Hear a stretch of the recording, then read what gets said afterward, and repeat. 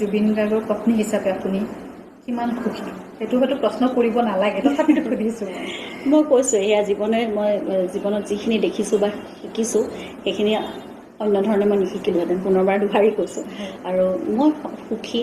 আৰু এইটো কথা ক'ব পাৰোঁ যে মই যিখিনি কৰিব বিচাৰোঁ আজি সম্পূৰ্ণ স্বাধীনভাৱে মই কৰিব পাৰোঁ, মন খুলি কৰিব পাৰোঁ। মোৰ কোনো ধৰণৰ প্ৰশ্ন কাৰোবাৰ পৰা মোলৈ প্ৰশ্ন আহিব, মই এইটো কৰিলে ভুল হ'ব, মই বেয়া হ'ব, এই কথাটো কোনেও নাভাবে। মোক ইমানেই বিশ্বাস কৰে তেওঁলোকৰ ঘৰখনেই হওক, তেওঁৰ বন্ধু বান্ধৱী হওক, মানে উইকত যিখিনি আমাৰ একেবাৰে ওচৰত মানুহ আছে আমাৰ চাৰ্কেলটোত, তাৰ বাহিৰে গোটেই পৃথিৱীখনৰ কথা তুমি ভাবিবলৈ গ'লেতো বহুত কিবা কিবি আহিব। সেইটো কথাটো মানে ইমানখিনি প্ৰয়োজনো হয়তো নাই।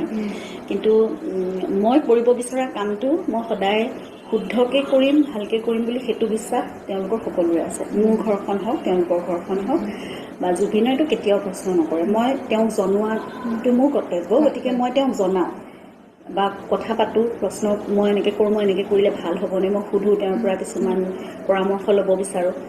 কিন্তু তেওঁ মানে ইমান বিশ্বাসেৰে মোক সদায় আগবঢ়াই দিয়ে। গতিকে সেইটো ক্ষেত্ৰত মই সম্পূৰ্ণ স্বাধীন। আৰু মই ভাবোঁ এনেকৈ মই কেতিয়াও জীৱনটোত মই নিজক এক্সপেৰিমেণ্ট কৰিব নাপালোঁহেঁতেন।